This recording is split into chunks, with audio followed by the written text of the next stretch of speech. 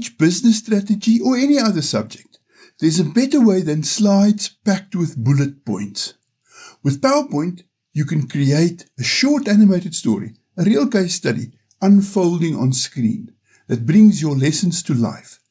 Animated storytelling turns dry concepts into moments students actually remember.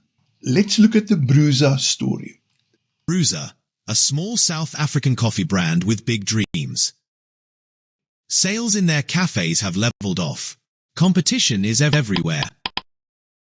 Customers are moving faster than ever toward drive-through convenience. Bruza's leaders ask, how do we grow in this new landscape?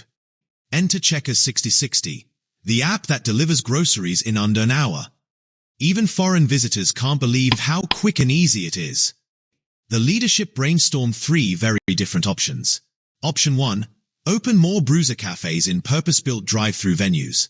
Option 2, build a delivery-only ghost kitchen for coffee orders.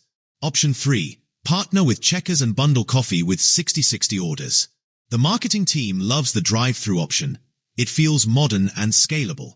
The finance team warns that new purpose-built drive-through venues cost too much with the same return. The CEO sees potential in option 3, coffee in Checkers, linked to 6060. Imagine this. You're checking out on the app, and a prompt appears. Would you like a coffee with that? Take the Bruza story we just watched. It was only 11 slides and about a minute of audio, and it took me 10 minutes to build. Yours will probably be a lot bigger, and that's fine. The beauty of doing it in PowerPoint is this. Once it's built, you can use it over and over. To tweak the wording, change an icon, or refresh the look of the video takes just a few clicks. There are 3 steps to creating an animated story. Step 1, write your story. Every good story follows the same pattern. An introduction that sets up a crisis, the journey towards the solution, and then the resolution. Once you understand this pattern, you can turn almost any lesson into a story. Take teaching how plants respond to their environment. A small plant struggles to grow in the dark shade of a dense forest. That's the crisis. To reach the sunlight near the canopy, cells on the shaded side of the stem elongate and multiply, pushing the plant toward the light. That's the journey towards a solution. And the resolution? Plants show positive phototropism, a growth response that helps them to find sunlight to produce food. It's a simple story, yet the science sticks. Goldratt's The Goal fits this pattern perfectly. He starts with a failing factory, that's the crisis. Then he takes us through the theory of constraints to fix it. That's the journey towards a solution. And finally, he ends with a turnaround and insights. That's the resolution. Here's a tip that will save you hours. Give ChatGPT your topic, say how long you want the story to be, and ask for it to be structured for slides with narration. Think of ChatGPT as your script assistant. It shapes the story around your subject matter so that you can focus on turning it into clear, engaging visuals in PowerPoint and Clipchamp. Step 2. Bring your story to life with voice. You can record your own voice or let AI do it for you. I use Clipchamp. It's free, fast, and gets the job done. On this channel, I only use tools that cost nothing or are already on your computer. PowerPoint, it's already there. Clipchamp, it's free to download and bundled with Windows 11. We also explore H5P, Moodle, and more. All free, all education friendly. If you want practical ideas without paying for expensive software, hit like and subscribe. It helps me keep making videos like this one. If you're using Clipchamp, open it, go to record and create, and select text to speech. Pick a voice you like. I usually go with Ash Turbo because it sounds authoritative. Next, copy and paste the text for each PowerPoint slide into the dialog box. By now you should already know how many slides you'll have because you're following your planned design. Here's a tip. Insert 3 line breaks between the text for each slide and put the letter A on the middle line. In the next step, I'll show you why I use these audible markers. They make editing much easier. Once all your narration is ready, export the video as audio only. It won't have any pictures yet, just a full soundtrack.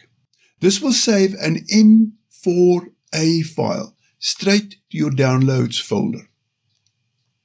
The next step is optional, but I strongly recommend it. Import your AI voice track into Audacity. In this video, I'll show you exactly how.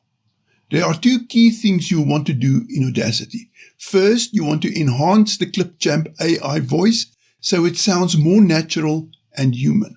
And second, you want to export each PowerPoint slide's audio as a separate file. Sure, you could use the single long voice track and trim it for each slide.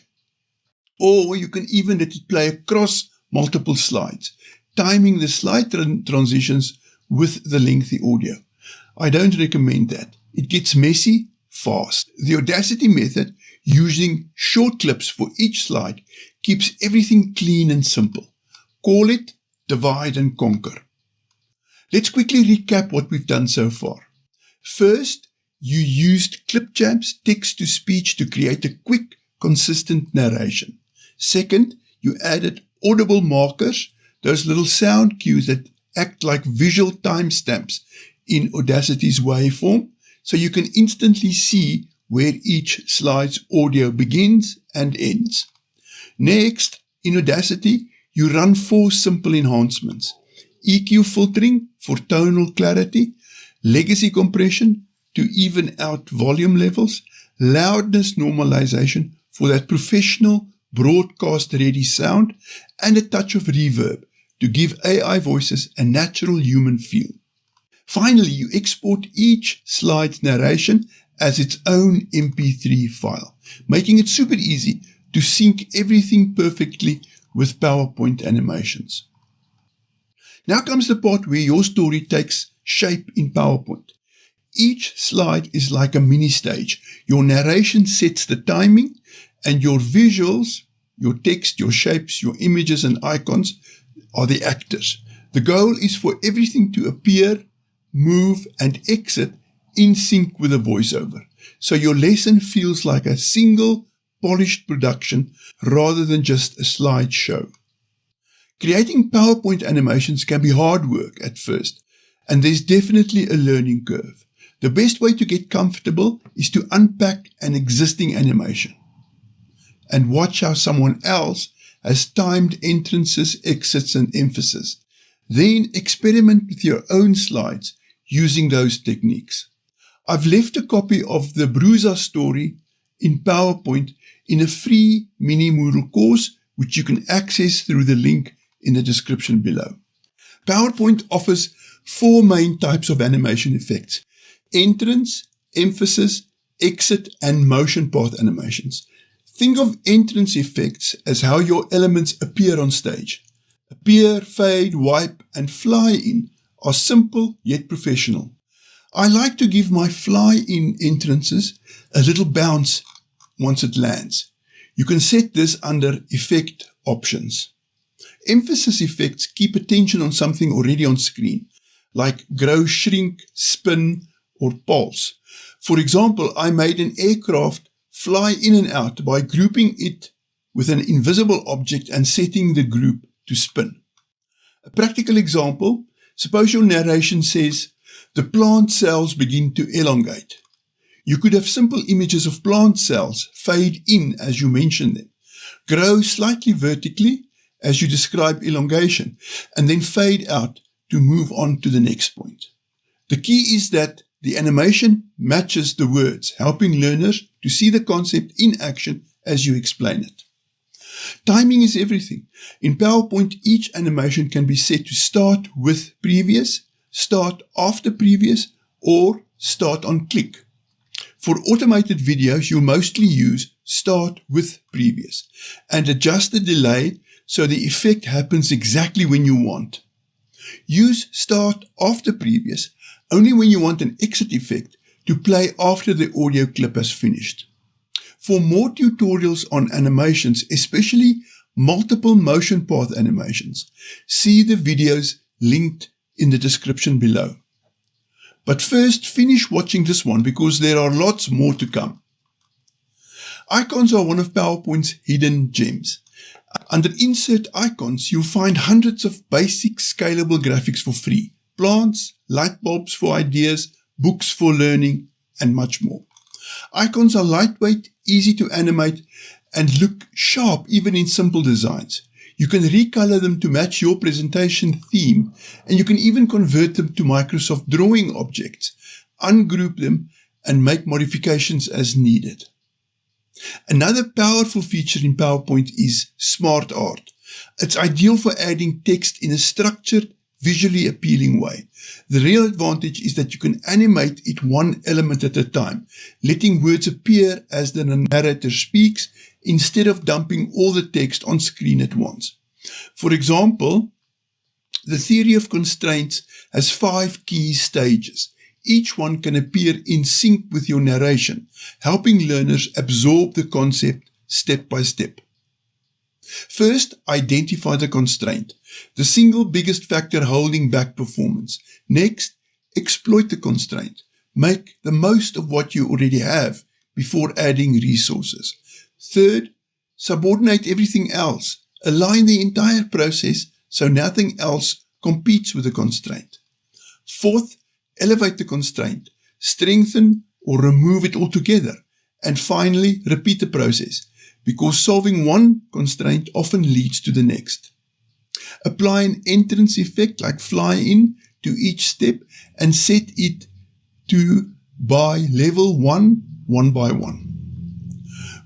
With the delay timings dialed in, each stage pops up exactly as the narration mentions it, keeping learners focused on the point at hand. Pro tip: open the selection panel of Alt plus F10 and shorten the Smart Art label from something long like diagram to something brief like dia. That way, more text shows in the animation panel, making it easier to see exactly which words you're timing. You can add emphasis effects like pulse or grow shrink to spotlight a stage before moving on. Then, when the narration wraps up, an exit effect, such as fade out, clears the slide, putting the stage for the next part of your story. Slide transitions add a professional touch between slides. Fancy transitions like origami or gallery are fun, but I usually keep it simple. The morph transition can be tricky when syncing audio, because the next slide's narration only starts after the morph completes. I solved this by placing the second slide sound in the prior slide and set it to play across slides. That way the morph and the narration happen at the same time. You just need to adjust the second slide's transition timing so that it happens when the sound finishes. There's a learning curve, but you'll see exactly what I mean if you dissect my Bruiser presentation that's in the free mini Moodle course. Meet Bruiser, a small South African coffee brand with big dreams. Sales in their cafes have leveled off. Competition is everywhere. As you build your animation, preview it, hit preview after each change, or run the full slideshow to check timing. Make sure elements appear and move in sync with the narration, and slides flow smoothly from one point to the next. By now you've seen how much impact a well-timed animation can have. If you want to take your skills further, I've put together a full course on Udemy that walks you step by step through creating professional animated lessons. Check the links in the description and start building your own engaging videos today. Thanks for watching. If you found this useful, don't forget to like, subscribe, and hit the bell so that you won't miss future tutorials. I'll see you in the next video.